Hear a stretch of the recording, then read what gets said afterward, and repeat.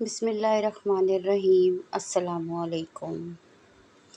یزیدی فوج کا ایک ایسا بدبخت اور بد کردار شخص کہ جس نے سب سے زیادہ اہل بیت کے ساتھ بغض اور بغاوت کا اظہار کیا، اور یہی وہ بدبخت شخص تھا کہ جس نے حضرت امام حسین نواسۂ رسول صلی اللہ علیہ وآلہ وسلم کی مبارک گردن کو ان کے جسم مبارک سے جدا کیا۔ آج کی اس ویڈیو میں ہم آپ کو بتائیں گے کہ شمر بدبخت کون تھا اور یہ کس کی اولاد میں سے تھا، اور اس ملعون شخص نے اہل بیت کے ساتھ کون کون سے دردناک سلوک کیے، اور کس طرح اس ملعون شخص نے اہل بیت کی گردنوں کو ان کے جسموں سے جدا کر کے ان کی بے حرمتی کی، اور پھر جب اللہ تعالیٰ نے اس بدبخت کی پکڑ فرمائی تو شمر مردود کا کس قدر دردناک انجام ہوا اور اس کی موت کس طرح واقع ہوئی۔ پیارے دوستو، اس ایمان افروز اور عبرت ناک ویڈیو کو دیکھنے کے لیے آپ سے ہماری گزارش ہے کہ ہماری اس ویڈیو کو ضرور دیکھیے گا۔ دوستو، یزیدی فوج کے اندر 3 کردار ایسے تھے کہ جنہوں نے سب سے زیادہ اہل بیت کی مخالفت کی اور سب سے زیادہ ان پر ظلم و ستم کیے اور ان کو معاذ اللہ شہید کر دیا، اور ان میں ایک بہت بڑا بدبخت کردار شمر کا بھی تھا۔ پیارے دوستو، شمر کا نام شمر بن ذلجوشن تھا اور اس کی کنیت ابو سابقہ سے تھا، اور اس بدبخت کا تعلق قبیلہ ہوازن سے تھا۔ واقعہ کربلا کے اندر یہ لشکر یزید کے 4000 سپاہیوں کا سردار تھا۔ شمر کے باپ کا نام شرجیل بن او بن عمرو کا اور اس کے باپ کا لقب ذلجوشن تھا، اسی وجہ سے اس کو شمر ذلجوشن کہا جاتا ہے۔ روایات میں آتا ہے کہ شمر بن ذلجوشن کے باپ نے فتح مکہ کے بعد ایمان قبول کر لیا تھا۔ شمر ملعون شروع میں حضرت علی علیہ رضی اللہ تعالیٰ عنہ کے ساتھ تھا، لیکن بعد میں یہ اہل بیت کے خلاف ہو گیا اور یہ اہل بیت سے نفرت کرنے لگا۔ پیارے دوستو، سن 60 ہجری میں جب مسلم بن عقیل نے کوفہ کے اندر قیام کیا تو شمر بدبخت تمام لوگوں میں سے ایک اہم فرد تھا جسے حاکم کوفہ عبید اللہ بن زیاد کی طرف سے مامور کیا گیا۔ اسی بدبخت نے جناب مسلم بن عقیل کی باتوں کو فتنہ قرار دیا اور لوگوں کو بھڑکانے لگا، اور اسی بدبخت نے کوفیوں کو شام کے سپاہیوں سے ڈرایا۔ جب حضرت امام حسین رضی اللہ تعالیٰ عنہ اپنے لشکر کو لے کر کوفہ پہنچے تو اس وقت کوفہ کے کمانڈر حضرت امام حسین رضی اللہ تعالیٰ عنہ کے لشکر کے ساتھ کسی قسم کی کوئی جنگ نہیں چاہتے تھے، لیکن اس وقت شمر بدبخت نے ہی حضرت امام حسین رضی اللہ تعالیٰ عنہ کے ساتھ جنگ لڑنے کے لیے تمام لوگوں کو ابھارا اور حضرت امام حسین رضی اللہ تعالیٰ عنہ کے لشکر کے خلاف بغاوت کرنے لگا۔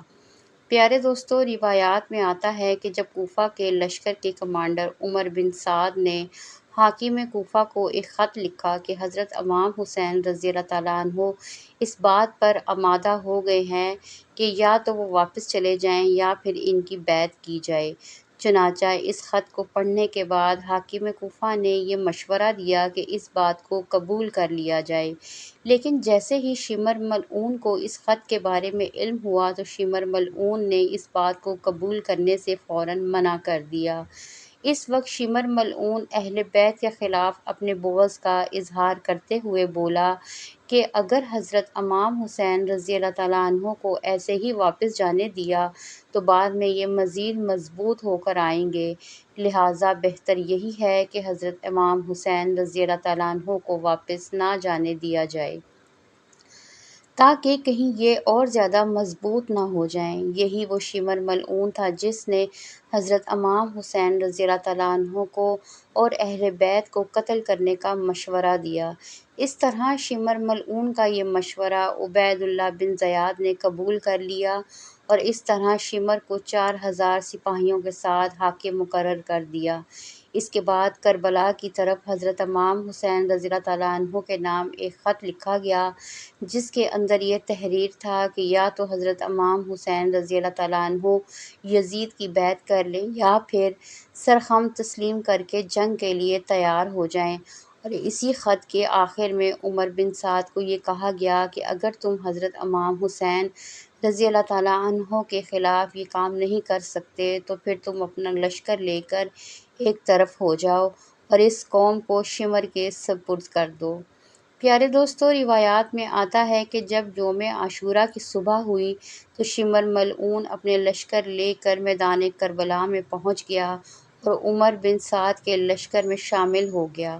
اس کے بعد یزیدی لشکر نے حضرت امام حسین رضی اللہ تعالیٰ عنہ اور ان کے اہل بیت پر حملہ شروع کر دیا اور یہ بدبخت لوگ اہل بیت کو ایک ایک کر کے شہید کرنے لگے۔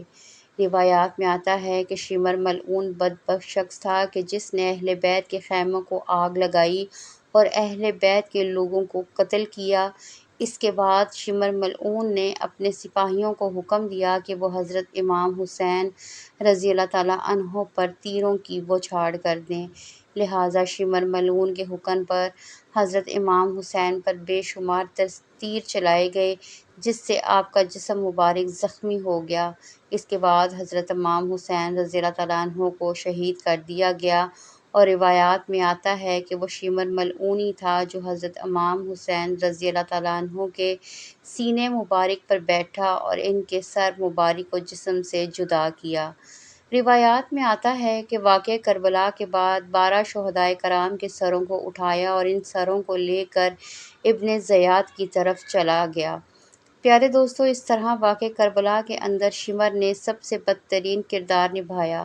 شمر نے حضرت امام حسین رضی اللہ تعالیٰ عنہ کے خلاف لوگوں کو بھڑکایا اور شمر ہی وہ شخص تھا کہ جس نے حضرت امام حسین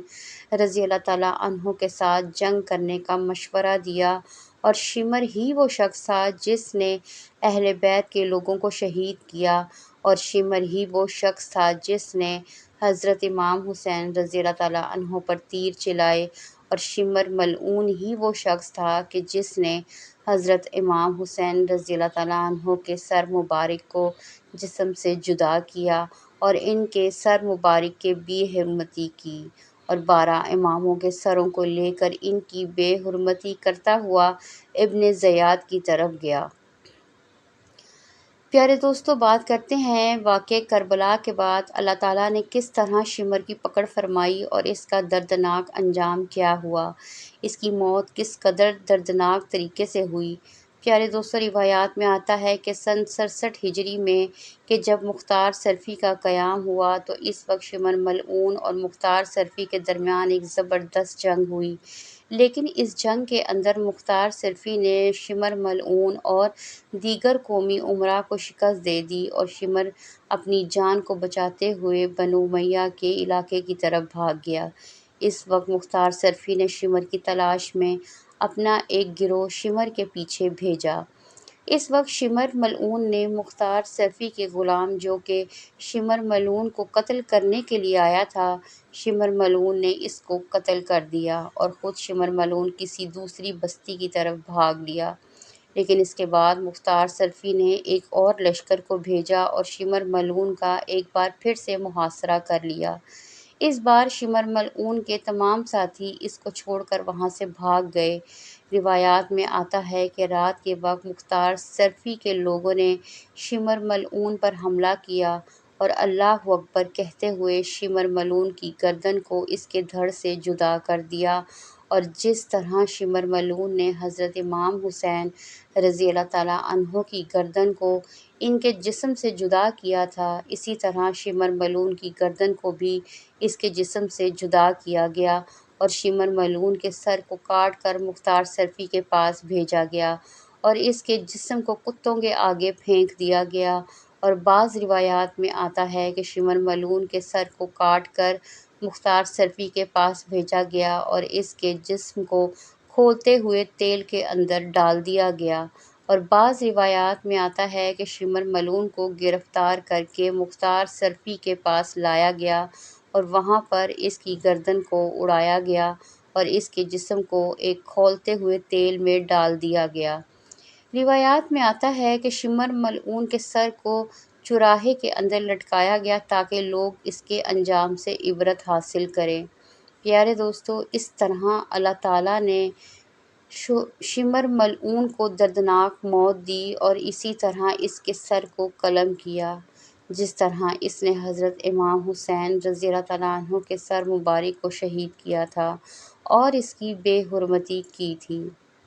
اگر آپ کو آج کی ویڈیو پسند آئی ہو تو چینل کو سبسکرائب ضرور کریں۔ اللہ حافظ۔